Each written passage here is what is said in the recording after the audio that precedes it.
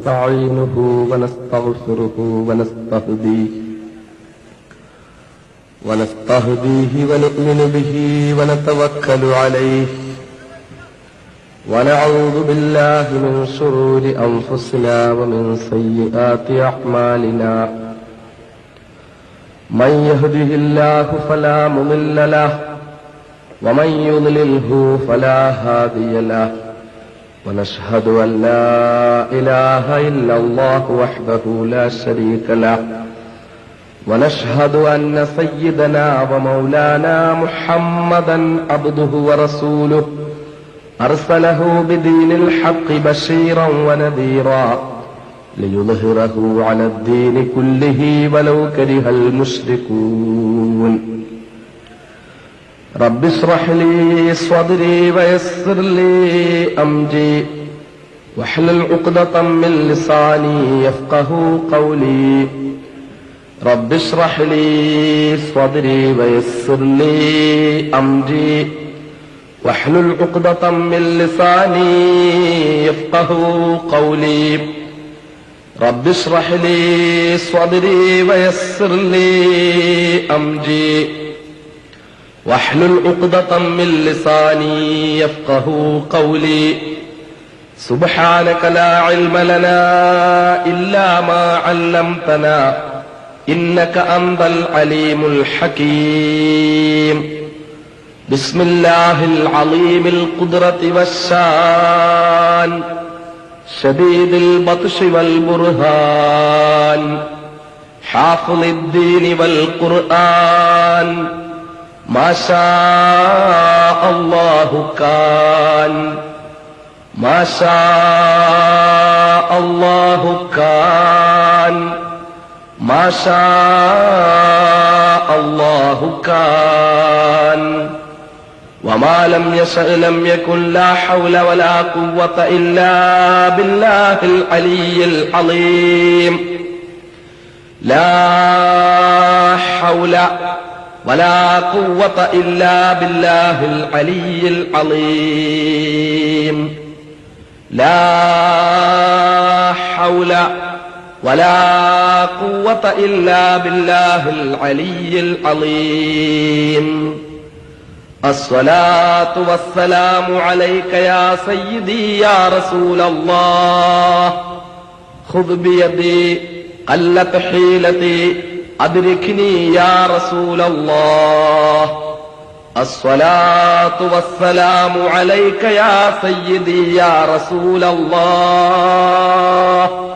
خذ بيدي قلت حيلتي أدركني يا رسول الله الصلاة والسلام عليك يا سيدي يا رسول الله خذ بيدي قلت حيلتي أدركني يا رسول الله أعوذ بالله السميع العليم من الشيطان الرجيم بسم الله الرحمن الرحيم إنما المؤمنون الذين إذا ذكر الله وجلت قلوبهم وإذا تليت عليهم آياته زادتهم إيمانا وعلى ربهم يتوكلون صدق الله مولانا العلي العظيم وصدق وبلغ رسوله النبي الكريم ونحن على ذلك من الشاهدين والشاكرين والحمد لله رب العالمين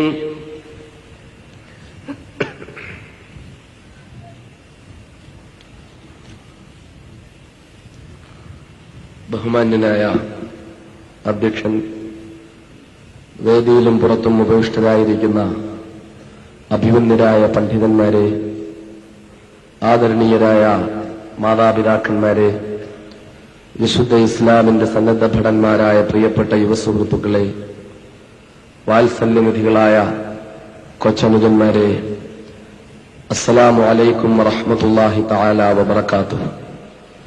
എന്റെ ശബ്ദം കേൾക്കുന്ന സഹോദര സമുദായങ്ങളിലെ സഹോദരീ സഹോദരന്മാർക്ക് വിശുദ്ധ ഇസ്ലാമിന്റെ വിപ്ലവാഭിവാദ്യങ്ങൾ സമർപ്പിക്കുന്നു. സർവലോക സംരക്ഷകനായ അല്ലാഹു റബ്ബുൽ ഇസ്സത്ത്, സർവലോകാനുഗ്രഹിയായ അഷ്റഫുൽ ഖൽഖ് മുഹമ്മദ് മുസ്തഫ സല്ലല്ലാഹു അലൈഹി വസല്ലം തങ്ങളുടെ പ്രിയപ്പെട്ട ഉമ്മത്തികളായ അനുയായികളായ നാം അള്ളാഹുവിന്റെ ദീനിന്റെ, ഇസ്ലാമിന്റെ, വിജ്ഞാനത്തിന്റെ അനുഗ്രഹീതമായി ഈ അങ്കണത്തിൽ ഒരുമിച്ച് കൂടിയതുപോലെ നാളെ അള്ളാഹുവിന്റെ അനുഗ്രഹപൂരിതമായ സ്വർഗത്തിൽ ഒരുമിച്ച് കൂടാൻ അള്ളാഹു നമുക്ക് തൗഫീഖ് നൽകുമാറാകട്ടെ. നമ്മിൽ നിന്ന് ഇന്ന് ഈ നിമിഷം വരെ സംഭവിച്ചു പോയ എല്ലാ തെറ്റുകളും കരുണാവാരിധിയായ റബ്ബ് തആല മാപ്പാക്കി തന്ന് അനുഗ്രഹിക്കുമാറാകട്ടെ. മേലിൽ പാപങ്ങളിൽ നിന്നകന്നു നിന്ന് അല്ലാഹു റബ്ബുൽ ഇസ്സത്തിന് തൃപ്തിപ്പെട്ട ജീവിതം നയിച്ച് ഈമാനോടെ മരിക്കുവാനുള്ള ഭാഗ്യം അല്ലാഹു നമുക്ക് നൽകി അനുഗ്രഹിക്കുമാറാകട്ടെ. പ്രിയപ്പെട്ട സഹോദരന്മാരെ, ഇവിടെ നിർമ്മാണം പൂർത്തിയായ മദ്രസയുടെ ഉദ്ഘാടന സമ്മേളനമാണ് നടന്നുകൊണ്ടിരിക്കുന്നത്. ഈ സമ്മേളനത്തിൽ വിനീതനായ ഞാൻ പങ്കെടുക്കുമ്പോൾ ഈ മദ്രസയുടെ നിർമ്മാണം ആരംഭിക്കുന്നതിനു വേണ്ടി ശിലാസ്ഥാപന സമ്മേളനം നടന്ന ആ സന്ദർഭത്തെക്കുറിച്ച് എന്റെ പ്രിയപ്പെട്ട സഹോദരന്മാർക്കെല്ലാം അറിയാം. ആ സന്ദർഭത്തിൽ ഞാൻ ചെയ്തിരുന്ന ഒരു വാഗ്ദത്തമാണ് ഇന്ന് ഈ പരിപാടിയിൽ എത്തുന്നതിലൂടെ പാലിക്കപ്പെടുന്നത്. ഇവിടെ നിർമ്മിക്കപ്പെട്ട ആ മഹത്തായ മദ്രസ അള്ളാഹുവിന്റെ ദീനിന് അക്ഷരാർത്ഥത്തിൽ ഫലം ചെയ്യുന്ന ഈ നാടിന്റെ വിജ്ഞാനത്തിന്റെ കെടാവിളക്കായി, കേദാരമായി അള്ളാഹു അതിനെ മാറ്റുമാറാകട്ടെ എന്ന് പ്രാർത്ഥിക്കുകയും അതിനുവേണ്ടി സഹായിക്കുകയും സഹകരിക്കുകയും ചെയ്ത എല്ലാ ആളുകൾക്കും അള്ളാഹു നല്ല പ്രതിഫലം നൽകി അനുഗ്രഹിക്കുമാറാകട്ടെ എന്ന് അള്ളാഹുവിനോട് ദ്വാരക്കുകയും ചെയ്യുന്നു. നമ്മൾ ഇന്ത്യയിലെ മുസ്ലിങ്ങൾ ഒരുപാട് പ്രശ്നങ്ങളും വിഷമങ്ങളും പ്രതിസന്ധികളും ഒക്കെ അനുഭവിച്ചുകൊണ്ടിരിക്കുന്ന ഘട്ടത്തിലാണ്. ഇന്ത്യയിലെ മുസ്ലിങ്ങളെ സംബന്ധിച്ചിടത്തോളം ഇന്ത്യയിലെ ഇസ്ലാമിക ചരിത്രത്തിലെ ഒരു വഴിത്തിരിവിന്റെ ഘട്ടത്തിലാണ് നാം ഇന്നിങ്ങനെ ഇവിടെ ഈ പരിപാടി സംഘടിപ്പിച്ചിട്ടുള്ളത്. ലോകത്തിന്റെ നാനാഭാഗത്തും മുസ്ലിം സഹോദരീ സഹോദരന്മാർ നിരന്തരമായ പീഡനങ്ങളും പ്രയാസങ്ങളും അനുഭവിച്ചുകൊണ്ടിരിക്കുന്ന കഥ നാം നിരന്തരമായി ചർച്ച ചെയ്യപ്പെടാറുണ്ട്. ലോകത്തിന്റെ വിവിധ ഭാഗങ്ങളിൽ മുസ്ലിം സഹോദരീ സഹോദരന്മാർ നിരന്തരമായ പീഡനങ്ങൾക്കും അവകാശ നിഷേധത്തിനും കഷ്ടപ്പാടുകൾക്കും വിധേയമായി കൊണ്ടിരിക്കുകയാണ്. ഇത് മുമ്പന്നത്തേക്കാൾ ഉപരി ഇന്ന് വളരെ കൂടുതലാണ്. ഇന്ത്യ രാജ്യത്ത് മാത്രമല്ല, ഫലസ്തീനിൽ പറന്നു വീണ നാട്ടിൽ ജൂതപരീക്ഷകളുടെ പീഡനങ്ങൾക്ക് വിധേയരായി സ്വന്തം വീട്ടിൽ അന്യരെ പോലെ കഴിയാൻ വിധിക്കപ്പെട്ട ഫലസ്തീനിലെ പാവപ്പെട്ട മുസ്ലിങ്ങൾ, ചെച്നിയയിൽ നിരന്തരമായ പീഡനങ്ങൾ അനുഭവിച്ചുകൊണ്ടിരിക്കുന്ന മുസ്ലിങ്ങൾ, അൾജീരിയയിൽ കഴിഞ്ഞ വിശുദ്ധ റമളാൻ മാസത്തിൽ മാത്രം മുസ്ലിം നാമധാരികളായ ഭരണകർത്താക്കളുടെ പീഡനങ്ങൾക്ക് വിധേയരായി കൊല്ലപ്പെട്ട പതിനായിരക്കണക്കിന് മുസ്ലിങ്ങൾ. പതിനായിരക്കണക്കിന് മുസ്ലിങ്ങൾ വിശുദ്ധ റമളാനിൽ മാത്രം കൊല്ലപ്പെടുകയുണ്ടായി അൾജീരിയയിൽ. നാളിതുവരെ ഏതാണ്ട് 1 ലക്ഷത്തോളം മുസ്ലിങ്ങൾ മുസ്ലിം നാമധാരികളായ ഭരണകൂടങ്ങളാൽ തന്നെ വധിക്കപ്പെട്ടു കഴിഞ്ഞിരിക്കുന്നു. ഇസ്ലാമിസ്റ്റുകളായ അൾജീരിയയിലെ ചെറുപ്പക്കാർ അഫ്ഗാനിൽ തമ്മിലടിച്ച് തകർന്നുകൊണ്ടിരിക്കുന്ന മുസ്ലിം സമുദായം, അഫ്ഗാനിലെ മുസ്ലിങ്ങൾ, അഫ്ഗാനിൽ നിന്ന് നിരീശ്വരവാദികളായ റഷ്യൻ ചെമ്പടയെ അഫ്ഗാനിൽ നിന്ന് പായിച്ച മുസ്ലിങ്ങൾ ഇന്നവർ പരസ്പരം തമ്മിലടിച്ച് അഫ്ഗാനിലൂടെ ചോരപ്പുഴ ഒഴുക്കിക്കൊണ്ടിരിക്കുകയാണ്. ഇങ്ങനെ ലോകത്തിന്റെ നാനാഭാഗത്തും മുസ്ലിങ്ങൾ നിരന്തരമായ പീഡനങ്ങളുടെ നടുവിലാണ്. ഇന്ത്യ രാജ്യത്തെ സംബന്ധിച്ചിടത്തോളം 947 കാലഘട്ടങ്ങൾക്ക് മുമ്പ് ഇന്ത്യയിലെ മുസ്ലിങ്ങൾ ബ്രിട്ടീഷുകാരാൽ നിരന്തരമായി പീഡിപ്പിക്കപ്പെട്ടു. ബ്രിട്ടീഷുകാരുടെ ക്രൂരമായ പീഡനങ്ങൾക്ക് ഇന്ത്യയിൽ ഏറ്റവും അധികം വിധേയമായ സമുദായം മുസ്ലിം സമുദായമാണ്. ഇന്ന് ചരിത്രം പഠിക്കുന്നവർക്കും പഠിപ്പിക്കുന്നവർക്കും അതൊന്നും അറിഞ്ഞുകൂടെങ്കിലും ചരിത്രത്തിന്റെ എല്ലാ രേഖകളിൽ നിന്നും മുസ്ലിങ്ങൾ അനുഭവിച്ച ഈ രാജ്യത്തിന് വേണ്ടി പറന്നു വീണ നാട് സ്വതന്ത്രയായി കാണാനുള്ള മോഹം കൊണ്ട്, അടങ്ങാത്ത ആഗ്രഹം കൊണ്ട് ഇന്ത്യ രാജ്യത്തെ മുസ്ലിം സമുദായം അനുഭവിച്ച കഷ്ടപ്പാടിന്റെ, കണ്ണീരിന്റെ, വേദനയുടെ, പ്രയാസത്തിന്റെ, പീഡനങ്ങളുടെ, യാതനകളുടെ കഥകൾ ഇന്ന് പാടെ തുടച്ചു മാറ്റപ്പെട്ടിരിക്കുകയാണ്. ഉത്തരേന്ത്യയിലെ മുസ്ലിം ഉലമാക്കന്മാരെ അന്ന് ബ്രിട്ടീഷുകാരന്റെ പാദസേവകരായ പട്ടാളക്കാർ അവരുടെ ഇസ്ലാമിക കേന്ദ്രങ്ങളിൽ നിന്ന്, അറബി കോളേജുകളിൽ നിന്നും, മദ്രസകളിൽ നിന്നും, പള്ളികളിൽ നിന്നും അവരെ അറസ്റ്റ് ചെയ്ത് കൊണ്ടുപോയിട്ട് അവരെ കൊണ്ടുചെന്ന് വൃക്ഷങ്ങളുടെ കൊമ്പുകളിൽ കെട്ടിത്തൂക്കിയിടുമായിരുന്നു. കാലുമുകളിലും തല താഴെയുമായി കെട്ടിത്തൂക്കിയിടുമായിരുന്നു. അങ്ങനെ തല താഴെയായി കെട്ടിത്തൂക്കിയിടുന്നവരുടെ നെഞ്ചുവരെയുള്ള ദാടിരോമങ്ങൾ തിരിച്ചു കെട്ടിത്തൂക്കിയിടുമ്പോൾ ആ ദാടിരോമങ്ങൾ കാറ്റിലിങ്ങനെ പറക്കുന്നത് കണ്ട് ബ്രിട്ടീഷുകാരന്റെ വെള്ളപ്പട്ടാളക്കാർ കൈകൊട്ടി പൊട്ടിച്ചിരിക്കുമായിരുന്നു എന്നതാണ് ചരിത്രം. അറസ്റ്റ് ചെയ്തു കൊണ്ടുപോകുന്ന മുസ്ലിം ഉലമാക്കന്മാരെ, പണ്ഡിതന്മാരെ വൃക്ഷങ്ങളുടെ ശിഖരങ്ങളിൽ ഇംഗ്ലീഷിലെ അക്ഷരമാലകളുടെ രൂപത്തിലായിരുന്നു കെട്ടിയിടുന്നത്. ഇസഡ് എന്ന അക്ഷരത്തിന്റെ രൂപത്തിൽ 3 പേരെ കെട്ടിയിടും. വൈ എന്ന അക്ഷരത്തിന്റെ രൂപത്തിൽ 2 പേരെ കെട്ടിയിടും.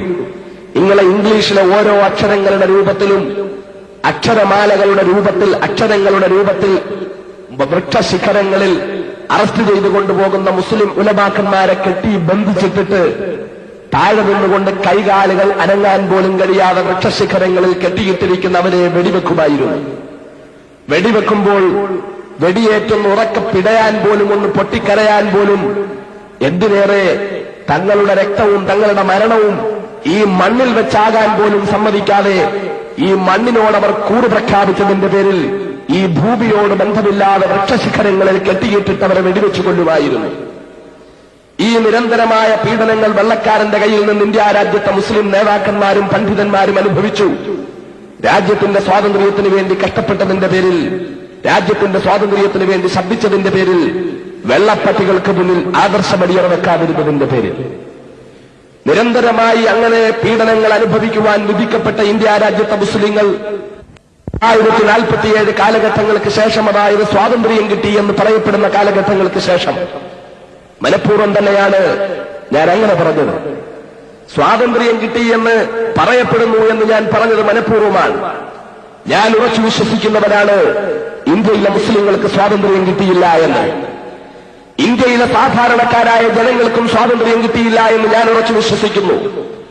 ഇന്ത്യ രാജ്യത്തെ ബഹുഭൂരിപക്ഷം വരുന്ന, ഇന്ത്യ രാജ്യത്തിന്റെ അടിസ്ഥാനവർഗമായി ഈ രാജ്യത്തെ അടിസ്ഥാനവർഗമായ 85% വരുന്ന ജനവിഭാഗത്തിന് ഇന്നും സ്വാതന്ത്ര്യം കിട്ടിയിട്ടില്ല എന്ന് ഉറച്ചു വിശ്വസിക്കുന്ന ആളാണ് ഞാൻ.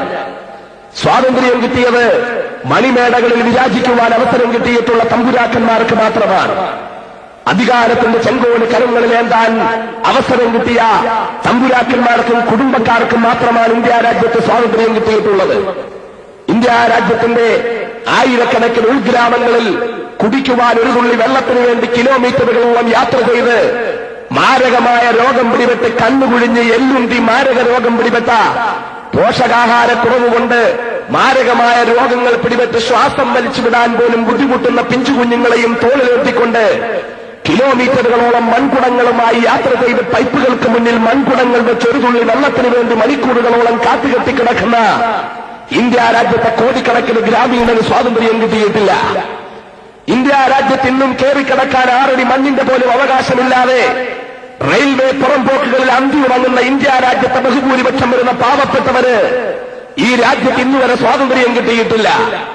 ഈ രാജ്യത്ത് തങ്ങൾ വിശ്വസിക്കുന്ന ആദർശത്തിൽ ഉറച്ചു നിന്നുകൊണ്ട് ജീവിക്കാൻ വ്യക്തമായ അവസരം കിട്ടിയിട്ടില്ലാത്ത തങ്ങളുടെ ആരാധനാലയങ്ങൾ അധികാരിവർഗത്തെ കൊണ്ടുപോലും സംരക്ഷിക്കുവാൻ കഴിയാത്തത് കണ്ടിട്ട് ആർത്തട്ടഹസിച്ചു വരുന്ന ഫാസിസ്റ്റ് ശക്തികളുടെ മുന്നിൽ എന്തു ചെയ്യുന്നു എന്നറിയാതെ പകച്ചു നിൽക്കാൻ വിധിക്കപ്പെട്ട നാടിന്റെ നാനാഭാഗത്തും ആസാമിലും ഭിവണ്ടിയിലും ഗുജറാത്തിലും ജംഷഡ്പൂരിലും ഗുവാഹട്ടിയിലും വാരാണസിയിലും അയോധ്യയിലും അലിഗറിലും അഹമ്മദാബാദിലും ഭഗൽപൂരിലും ജബൽപൂരിലും ബിജോറിലുമെല്ലാം തെരുവോരങ്ങളിൽ പേപ്പട്ടികളെ പോലെ തല്ലുകൊണ്ടും അടികൊണ്ടും വെടികൊണ്ടും വീഴാൻ വിധിക്കപ്പെട്ട സ്വന്തം പെങ്ങന്മാരുടെയും മാതാക്കന്മാരുടെയും ചാരിത്രം സംരക്ഷിക്കാൻ പോലും അവസരം നിഷേധിക്കപ്പെട്ട, സ്വന്തം പിഞ്ചുകുഞ്ഞുങ്ങൾക്ക് ജീവിക്കാനുള്ള അവസരം നിഷേധിക്കപ്പെട്ട, സ്വന്തം വിശ്വാസ സ്വാതന്ത്ര്യം സംരക്ഷിക്കാൻ അവകാശം നിഷേധിക്കപ്പെട്ട, റബ്ബിന്റെ മുന്നിൽ സുജൂദ് ചെയ്യാനുള്ള ഭവനങ്ങളുടെ സംരക്ഷണം പോലും ഏറ്റെടുത്തുകൊണ്ട് നടത്താൻ അവസരം നിഷേധിക്കപ്പെട്ട ഇന്ത്യ രാജ്യത്തെ കോടിക്കണക്കിന് മുസ്ലിങ്ങൾക്ക് ഇന്നും ഈ രാജ്യത്ത് സ്വാതന്ത്ര്യം കിട്ടിയിട്ടില്ല. അതുകൊണ്ടാണ് ഞാൻ സ്വാതന്ത്ര്യം കിട്ടിയെന്ന് പറയപ്പെടുന്ന 1947 കാലഘട്ടങ്ങളെന്ന് പറഞ്ഞത്. ഇന്നും ഇന്ത്യയിലെ മുസ്ലിങ്ങൾ സ്വതന്ത്രരാണെന്ന് ഞാൻ വിശ്വസിക്കുന്നില്ല. ഇന്ത്യ രാജ്യത്തെ ബഹുഭൂരിപക്ഷം വരുന്ന ഈ രാജ്യത്തെ പാവപ്പെട്ട സഹോദരന്മാരുണ്ടല്ലോ, ഈ രാജ്യത്തിന്റെ അടിസ്ഥാന വർഗങ്ങൾ, അവരും സ്വതന്ത്രരായിട്ടുണ്ട് എന്ന് ഞാൻ വിശ്വസിക്കുന്നില്ല. ഞാനങ്ങനെ വിശ്വസിക്കുന്നില്ല. നിങ്ങൾക്ക് വിശ്വസിക്കണേ വിശ്വസിക്കാം, അതിലെനിക്ക് വിരോധമില്ല. ഞാനിതൊക്കെ പറഞ്ഞത് മറ്റൊരു കാര്യം സൂചിപ്പിക്കാനാണ്. എന്തുകൊണ്ടാണ് നമ്മൾ ഇതെല്ലാം അനുഭവിക്കുന്നത്? എന്തുകൊണ്ടാണ് ലോകത്തെ മുസ്ലിങ്ങൾ, ഇന്ത്യയിലെ മുസ്ലിങ്ങൾ ഈ പീഡനങ്ങളും കഷ്ടപ്പാടുകളും പ്രയാസങ്ങളും മൊത്തം അനുഭവിക്കേണ്ടി വരുന്നത്? എന്താ കാര്യം? നമ്മൾ കഴിഞ്ഞ വിശുദ്ധ റമദാൻ മാസത്തിന്റെ അനുഗ്രഹീതമായ 17 രാവിലെ എല്ലാ പള്ളികളിലും 17 രാവ് കൊണ്ടാടി കാണുമല്ലോ, ബദർ ദിനം. എല്ലാ പള്ളികളിലും ബദർ ദിനം കൊണ്ടാടി കാണും. ബദർ ദിനത്തിൽ ഓരോ പള്ളികളിലും വിശാലമായ നിലയിൽ ഓരോരുത്തരുടെയും സാമ്പത്തിക ശേഷി അനുസരിച്ച് പത്തിരി ഇറച്ചി ഉണ്ടാക്കിയ സ്ഥലമുണ്ടാവും, ബിരിയാണി ഉണ്ടാക്കിയ സ്ഥലമുണ്ടാവും, അതുപോലെ തന്നെ അവല് കൊടുത്ത സ്ഥലമുണ്ടാവും, പഴം കൊടുത്ത സ്ഥലമുണ്ടാവും. 17 രാവ് ഗംഭീരമായി കൊണ്ടാടിയിട്ടുണ്ട്. ആ 17 രാവിനോ അതിനു മുമ്പോ അതിനു ശേഷമോ ആ 17 രാവിനെ ലോകത്തിന്റെ മുന്നിൽ എക്കാലവും സ്മരിക്കുന്നതാക്കി മാറ്റിയ ചരിത്രത്തിലെ ജാജ്വല്യമാനമായ ബദരീങ്ങളുടെ ചരിത്രം നാം എപ്പോഴെങ്കിലും ഓർത്തിട്ടുണ്ടോ മക്കളെ? എന്റെ പ്രിയപ്പെട്ട മുസ്ലിം ചെറുപ്പക്കാരനോട് ഞാൻ ചോദിക്കുകയാ, പ്രതികരണശേഷി നഷ്ടപ്പെട്ട മുസ്ലിം ചെറുപ്പക്കാരനുണ്ടല്ലോ, ഇന്നും എന്തെല്ലാം പ്രശ്നങ്ങളും പ്രയാസങ്ങളും അനുഭവിക്കേണ്ടി വരുമ്പോഴും മദ്യഷാപ്പുകളിൽ അന്തി ഉറങ്ങുന്ന മുസ്ലിം ചെറുപ്പക്കാരനുണ്ടല്ലോ, പകലുകളെല്ലാം വഴിയോരത്തിരുന്ന് ചീട്ട് കളിച്ചും പഞ്ചീസ് കളിച്ചും സമയം കളയുന്ന മുസ്ലിം ചെറുപ്പക്കാരനുണ്ടല്ലോ, തനിക്ക് അല്ലാഹു തന്നിട്ടുള്ള ആയുസ്സും തനിക്ക് തന്നിട്ടുള്ള ആരോഗ്യവും തനിക്ക് തന്നിട്ടുള്ള പണവുമെല്ലാം ഇങ്ങനെ നശിപ്പിച്ച് ലക്ഷ്യം കിട്ടാതെ ഗതി കിട്ടാ പ്രേതം പോലെ ചുറ്റിയലയുന്ന മുസ്ലിം ചെറുപ്പക്കാരനുണ്ടല്ലോ. ഞാൻ ചോദിക്കുകയാ, കഴിഞ്ഞ വിശുദ്ധ റമദാനിലതോ അതിനു മുമ്പോ അതിനു ശേഷമോ എപ്പോഴെങ്കിലും ഒരിക്കൽ ബദരീങ്ങൾ എങ്ങനെയാണ് ഈ ലോകത്ത് ഇത്രയധികം സ്മരിക്കപ്പെടുന്നവരായി തീർന്നതെന്ന് നമ്മൾ ചിന്തിച്ചിട്ടുണ്ടോ? നമ്മൾ എപ്പോഴെങ്കിലുമൊക്കെ കേട്ട് കാണും, ബദരീങ്ങൾ ബദർ യുദ്ധത്തിൽ സൃഷ്ടിച്ച ഉജ്ജ്വലമായ വിജയം, നേടിയെടുത്ത ഉജ്ജ്വലമായ വിജയം. 16 ദിവസം തുടർച്ചയായിട്ട് നോമ്പ് പിടിച്ച് ക്ഷീണിച്ചവർ 16 ദിവസം തുടർച്ചയായി നോമ്പ് പിടിച്ചു എന്ന് പറയുമ്പോൾ ആ വർഷത്തിലാണ് അല്ലാഹു സുബ്ഹാനഹു വ തആല ആദ്യമായിട്ട് വിശുദ്ധ റമദാനിൽ നോമ്പ് നിർബന്ധമാക്കിയത്. വിശുദ്ധ റമദാനിൽ അല്ലാഹു തആല നോമ്പ് നിർബന്ധമാക്കിയ ഹിജ്റയുടെ 2ാം വർഷമായ ആ വർഷത്തിലാണ്, ആ കൊല്ലമാണ് സഹാബാക്കൾ ആദ്യമായിട്ട് നോമ്പ് നോക്കുന്നതിന് മുമ്പ് ഒരിക്കലും ഒരു നോമ്പ് നോറ്റിട്ടില്ല. അതും തുടർച്ചയായി 16 ദിവസം. എന്താ അവരുടെ ഭക്ഷണം? നമ്മുടെ അവസ്ഥ എന്താ? ശഅബാൻ 29 തൂക്കി നോക്കിയാൽ 45 കിലോ കാണും. നോമ്പ് 30 നോറ്റ് കഴിഞ്ഞിട്ട് റമളാൻ 29 അന്ന് വെറുതെ ഒന്ന് തൂക്കി നോക്കിയാൽ 65 കിലോ കാണും. റമളാൻ ആവുമ്പോ ഏറ്റവും കുറഞ്ഞത് 20 കിലോ കൂടും. കാരണം എന്താ? റമളാൻ എന്ന് പറഞ്ഞാൽ ഈ ലോഡിങ്ങും അൺലോഡിങ്ങും ഏറ്റവും ശക്തമായിട്ട് നടക്കുന്ന സമയമാണ്. രാത്രിയായി അങ്ങോട്ട് മഗ്രിബിന്റെ ബാങ്ക് കേട്ടാ പിന്നെ സുബഹിക്ക് വേണ്ടി മൈക്കിൽ മുട്ടുമ്പോഴും പോയി ഒരു ഗ്ലാസ് കൂടെ കുടിക്കട്ടെ എന്ന് പറഞ്ഞിട്ട് എടുത്ത് കുടിക്കും. അങ്ങനെയാണ് നമ്മൾ പലരും കരുതിയിരിക്കുന്നത് റമളാൻ മാസം എന്ന് പറഞ്ഞാൽ രാത്രിയിൽ എത്രത്തോളം ഭക്ഷണം കഴിക്കാമെന്നുള്ളതൊന്ന് പരീക്ഷിക്കാൻ വേണ്ടിയുള്ള മാസമാണെന്നാ പലരും കരുതിയിരിക്കുന്നത്. പോട്ടെ, മറ്റൊരു വിഷയം.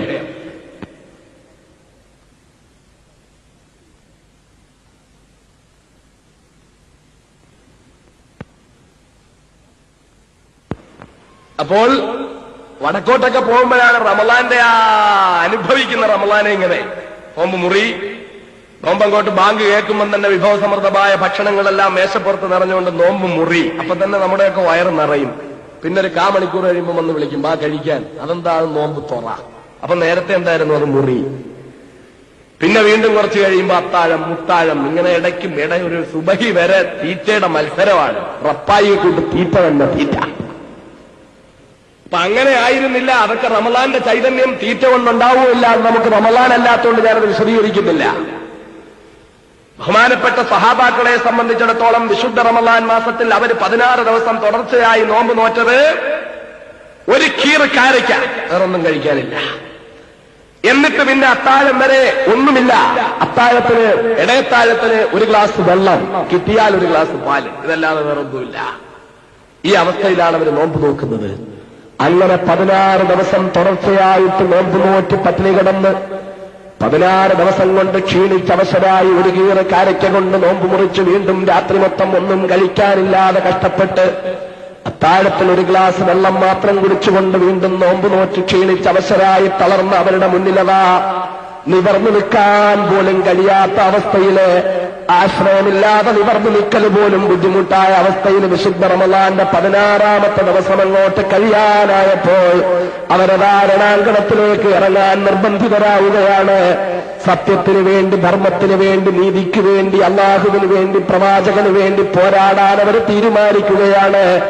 അള്ളാഹു റബ്ബുൽ ഇസ്സത്തിന്റെ വിധി വന്നു മഹാനായ പ്രവാചകൻ ആ വിധി ഓതി കേൾപ്പിച്ചു കൊടുത്തു. അള്ളാഹുവിന്റെ റസൂലിനെ സ്നേഹിക്കുന്ന, അള്ളാഹുവിൽ വിശ്വസിക്കുന്ന സഹാബാക്കളുടെ മുന്നില് അവരോട് പറഞ്ഞു, നമ്മൾ പറന്നു വീണ നാട്ടിൽ ആദർശ പ്രബോധനത്തിന് വേണ്ടി ശ്രമിച്ചപ്പോൾ അവിടുത്തെ കുഫാറുകൾ നമ്മളെ ആട്ടിപ്പായിച്ചു. പറന്നു വീണ നാട്ടിൽ ജീവിക്കാൻ നമ്മെ അനുവദിച്ചില്ല. അവസാനം അവിടെ നിന്ന് നമുക്ക് ഓടിപ്പോരേണ്ടി വന്നു. നമ്മൾ അവിടെ നിന്ന് ഓടിപ്പോന്ന് ഇവിടെ വന്ന് താമസിക്കാൻ തീരുമാനിച്ചിട്ടും ഇവിടെയും സ്വസ്ഥമായി ആദർശ പ്രബോധനം നടത്താൻ നമ്മെ അനുവദിക്കുന്നില്ല. ഇത് നമുക്ക് അനുവദിച്ചു കൊടുത്തുകൂടാ, നമുക്ക് പോരാടുക തന്നെ. നാം അങ്ങിലി പരിമിതമല്ലേ റസൂലേ, നമുക്ക് ആയുധമില്ലല്ലോ റസൂലേ, നമുക്ക് ഭക്ഷണമില്ലല്ലോ റസൂലേ, നമ്മളെ ബുദ്ധിമുട്ടി പോകില്ലേ റസൂലേ. ഇതൊന്നും ചോദിച്ചുകൊണ്ട് സ്വഹാബാക്കള് മഹാനായ പ്രവാചകന്റെ തീരുമാനത്തിന്റെ റബ്ബിന്റെ വിധിക്ക് മുന്നില് എതിരഭിപ്രായം പറയാൻ തയ്യാറായില്ല. അവരതാ രണാങ്കണത്തിലേക്ക് ഇറങ്ങാൻ പോകുകയാണ്. അള്ളാഹുവിന്റെ റസൂൽ അവരോട് വാക്ക് കൊടുക്കുന്നു, ഒരു കാര്യം നിങ്ങൾ ഉറപ്പിച്ചോ, ഈ പോരാട്ടത്തിൽ നിങ്ങൾക്ക് വിജയിക്കാൻ കഴിഞ്ഞാൽ എക്കാലവും ഇസ്സത്തോടെ നമുക്കും നമ്മുടെ സമൂഹത്തിലും ജീവിക്കാൻ കഴിയും. അതല്ല, ഈ പോരാട്ടത്തിലെങ്ങാനും നിങ്ങൾ രക്തസാക്ഷികളായാൽ അടിവാരത്തുകൂടി അരുവിയൊഴുകുന്ന ആരാപത്തിൽ സ്വർഗത്തിൽ നിങ്ങൾക്ക് കടക്കുവാൻ കഴിയും. രണ്ടായാലും ലാഭം തന്നെ കേട്ടോ. അതുകൊണ്ട് പുറകോട്ട് പോകണ്ട, മുന്നോട്ട് പോകാമെന്ന് പറഞ്ഞുകൊണ്ട് മഹാനായ പ്രവാചകന്റെ നേതൃത്വത്തിൽ അവർ രണാങ്കണത്തിലേക്ക് പോകാൻ തയ്യാറാവുകയാ. പക്ഷേ അവരുടെ കയ്യിൽ വാളുകളില്ല, അവരുടെ കയ്യിൽ പരിചകളില്ല, അവർക്ക് കൊഴുത്തു പഠിച്ച ഒട്ടകങ്ങളില്ല, കുതിരകളില്ല. ഏതാനും തുരുമ്പിച്ച വാളുകളും ഏതാനും മെലിഞ്ഞ ഒട്ടകങ്ങളും 16 ദിവസം പട്ടിണി നിന്ന് തളർന്ന ശരീരവുമായിട്ട് അവർ യുദ്ധം നയിക്കാൻ പോകാനൊരുങ്ങുമ്പോൾ മറുഭാഗത്തെ അവസ്ഥ എന്താ? ആയിരക്കണക്കിന് ശത്രുക്കൾ പടയെടുത്തുകൊണ്ട് വരികയാ. അവരുടെ കയ്യിൽ കൊഴുത്തു പഠിച്ച ഒട്ടകങ്ങളുണ്ട്, കുതിരകളുണ്ട്. എത്ര കൊല്ലം വേണമെങ്കിലും യുദ്ധം നടത്തുന്നതിനാവശ്യമായ ആയുധങ്ങളുണ്ട്. എത്ര കൊല്ലം വേണമെങ്കിലും യുദ്ധത്തിനായി തങ്ങിയാൽ കഴിക്കാനുള്ള ഭക്ഷണ സാധനങ്ങളുണ്ട്. എല്ലാമായിട്ട് അവരതാ മക്കയിൽ നിന്ന് മദീനയിലേക്ക് ഹുങ്കാരം മുഴക്കി പടയെടുത്ത് വരികയാ. പ്രോത്സാഹിപ്പിക്കാൻ ഭാര്യമാര് മക്കളെ യുദ്ധത്തിന്റെ അങ്കണത്തിലേക്ക് ഇറങ്ങുമ്പോൾ നൃത്തം ചവിട്ടി പ്രോത്സാഹിപ്പിക്കാൻ ഭാര്യമാരുണ്ട്, പാട്ടുപാടിക്കൊടുക്കാൻ മക്കളുണ്ട്. എല്ലാവരുമായിട്ടതാ കുടുംബസഹിതം വരികയാ മദീനയിലേക്ക്. രണാങ്കണത്തിലേക്ക് ഇറങ്ങാനുള്ള തയ്യാറെടുപ്പ. ആയിരക്കണക്കിന് ശത്രുക്കൾ ഇങ്ങനെ നിരന്നു കഴിഞ്ഞപ്പോ മദീനയിലെ ചുട്ടുപഴുത്ത മണലാരണ്യത്തിൽ ഈ ശത്രുക്കളെല്ലാം അവരുടെ ആയുധങ്ങളും വാഹനങ്ങളുമായി തയ്യാറായപ്പോ അപ്പുറത്ത് നിന്ന് 313 വേച്ചു വരുന്ന പേക്കോലങ്ങളെ കണ്ടുകൊണ്ട് കുഫാറുകളുടെ നേതാക്കൾ പരിഹാസത്തോടെ ചോദിച്ചു, ഇവറ്റകളോട് മല്ലടിക്കാനാണോ ഞങ്ങൾ ഇത്രയും ആളുകൾ അവിടെ നിന്ന് പടയെടുത്ത് ബുദ്ധിമുട്ടി ഇവിടം വരെ വന്നത്? ഇവറ്റകളോട് പോരടിക്കാൻ ഞങ്ങളിൽ നിന്ന് വളരെ തുച്ഛമാളുകൾ മതിയായിരുന്നല്ലോ, എന്തിനാണ് ഞങ്ങളെ ഒക്കെ കൂടി വിളിച്ചുകൊണ്ടുവന്നതെന്ന് നേതാക്കന്മാരോട് ചോദിക്കുന്ന അനുയായികള്, സാരമില്ല നമുക്ക് പെട്ടെന്ന് കഥ തീർത്തിട്ട് കടന്നു പോകാമെന്ന് പറഞ്ഞിട്ട് എല്ലാവരെയും സമാധാനിപ്പിച്ച് നിൽക്കുമ്പോൾ ആ 313 പേരിതാ വരികയാണ്. കടലിൽ കായം കലക്കിയതുപോലെ ഈ വലിയ ജനസഞ്ചയത്തിന്റെ ആയുധക്കൂട്ടങ്ങളുമായി നിൽക്കുന്നവരുടെ മുന്നിലേക്ക് ഈ 313 ദുർബലരെന്ന് കാഴ്ചയിൽ തോന്നുന്നവര് നോമ്പ് നോറ്റ് ക്ഷീണിച്ച് വേച്ച് കടന്നു വരുമ്പോൾ ഇപ്പൊ തന്നെ കഥ കഴിയുമെന്ന് കരുതിക്കൊണ്ട് വാളിന്റെ വായ്ത്തലയുടെ മൂർച്ച പരിശോധിച്ചുകൊണ്ട് രണാങ്കണത്തിൽ നിന്ന് പുഞ്ചിരിയുമായി പരിഹാസച്ചിരിയുമായി യുദ്ധത്തിന് നേരിടാൻ തയ്യാറായ ശത്രുക്കളുടെ മുന്നില് ആ 313 പേർ അടുത്തെത്തുന്നു. വാളുകൾ ഉയരുന്നു, കുതിരകൾ ചലിക്കുന്നു, അന്തരീക്ഷത്തിലൂടെ പൊടിപടലങ്ങൾ പാറുന്നു. അതാ 313 പേരുടെ വായിൽ നിന്ന് പുറത്തേക്കൊരു മുദ്രാവാക്യം വരുന്നു. ഹസ്ബുനല്ലാഹു നിഅമൽ വകീൽ നിഅമൽ മൗലാ വ നിഅമൻ നസീർ. വാളുകൾ ഞങ്ങൾക്ക് വേണ്ടടോ, ഒട്ടകങ്ങൾ ഞങ്ങൾക്ക് വേണ്ടടോ, പരിചകൾ ഞങ്ങൾക്ക് വേണ്ടടോ, കുതിരകൾ ഞങ്ങൾക്ക് വേണ്ടടോ. ഹസ്ബുനല്ലാഹ്, ആകാശഭൂമികളുടെ സംവിധായകനായ അല്ലാഹു ഞങ്ങൾക്ക് മതിയടോ, അല്ലാഹു ഞങ്ങൾക്ക് മതിയടോ, അല്ലാഹു ഞങ്ങൾക്ക് മതിയടോ. ആ റബ്ബിനെ മാത്രം മുൻനിർത്തിക്കൊണ്ടാണ് ഞങ്ങളുടെ ഈ പോരാട്ടം. ഞങ്ങൾ വാളുകളിൽ ബലമർപ്പിക്കുന്നില്ല, ഞങ്ങൾ പരിചകളിൽ വിശ്വാസമർപ്പിക്കുന്നില്ല, ഞങ്ങൾ ഒട്ടകങ്ങളിൽ പ്രതീക്ഷയർപ്പിക്കുന്നില്ല. ഞങ്ങളുടെ പ്രതീക്ഷ മൊത്തം പ്രാപഞ്ചിക രഹസ്യങ്ങളുടെ താക്കോൽ സൂക്ഷിപ്പുകാരനായ മുത്തളി മുഹമ്മദ് മുസ്തഫ സല്ലല്ലാഹു അലൈഹി വസല്ലം തങ്ങൾ ഞങ്ങൾക്ക് പരിചയപ്പെടുത്തി തന്ന ആകാശഭൂമികളുടെ സംവിധായകരിലാണ് ഞങ്ങളുടെ പ്രതീക്ഷ മൊത്തവും. ആ റബ്ബിൽ ഞങ്ങൾ പ്രതീക്ഷ അർപ്പിച്ചുകൊണ്ട് ഞങ്ങളിതാ മുന്നേറുന്നു എന്ന് പറഞ്ഞുകൊണ്ട് ആ 313 പേര് ഏതാനും മിനിറ്റുകൾ ജനാങ്കണത്തിൽ പോരടിച്ചപ്പോൾ ചരിത്രത്തിലെ അത്ഭുതം സംഭവിക്കുകയാ. ആയിരക്കണക്കിന് ശത്രുക്കൾ നിർനിമേഷരായി, നിശ്ചലരായി, അർത്ഥപ്രജ്ഞരായി നോക്കി നിൽക്കയാ. എന്താ സംഭവിക്കുന്നതെന്നറിയാതെ കണ്ണുതള്ളി നോക്കി നിൽക്കുമ്പോൾ അതാ ഹുങ്കാരം വിളക്കി പടയെടുത്ത് വന്ന കുഫാറുകൾ അത്ഭുത സ്തബ്ധരായി നോക്കി നിൽക്കുമ്പോൾ അവരുടെ ഇടയിലേക്ക് അതാ ഹസ്ബുനല്ലാഹ്, ഹസ്ബുനല്ലാഹ്, ഹസ്ബുനല്ലാഹ് അതൊരു വികാരമായി പടരുകയാണ്. ഹസ്ബുനല്ലാഹ്, ഹസ്ബുനല്ലാഹ്, ഹസ്ബുനല്ലാഹ്. ആ മുദ്രാവാക്യവുമായി അവർ രണാങ്കണത്തിൽ ഏറ്റുമുട്ടുകയാണ്. ശത്രുക്കളിൽ നിന്ന് ധാരാളം പേരുടെ ശിരസ്സത്ത് നിലത്ത് വീഴുകയാണ്. ശത്രുക്കളുടെ ചോര കൊണ്ട് അന്തരീക്ഷം ചുമക്കുകയാണ്. മദീനയുടെ മണൽത്തരികൾ ചഞ്ചായമണിയുകയാണ്. ബാക്കിയുള്ളവർ തിരിച്ചോടുകയാണ്. ഒട്ടകങ്ങളെ ഉപേക്ഷിച്ചു കൊണ്ടോടുന്നു, കുതിരകളെ ഉപേക്ഷിച്ചു കൊണ്ടോടുന്നു, വാളുകൾ ഉപേക്ഷിച്ചു കൊണ്ടോടുന്നു, ആഹാര സാധനങ്ങൾ ഉപേക്ഷിച്ചു കൊണ്ടോടുന്നു. എല്ലാം ഉപേക്ഷിച്ചുകൊണ്ട് ശത്രുക്കളെ തിരിച്ചു പരക്കം പായുകയാ. 313 പേര് ആയിരങ്ങളോട് പടവെട്ടി, ആയുധങ്ങളില്ലാതെ പടവെട്ടി, ആരോഗ്യമില്ലാതെ പടവെട്ടി, പരിചകളും ആളുകളുമില്ലാതെ, ഒട്ടകങ്ങളില്ലാതെ, കുതിരകളില്ലാതെ പടവെട്ടി ആ 313 പേര് ഉജ്ജ്വലമായ വിജയം വരിക്കുകയാ.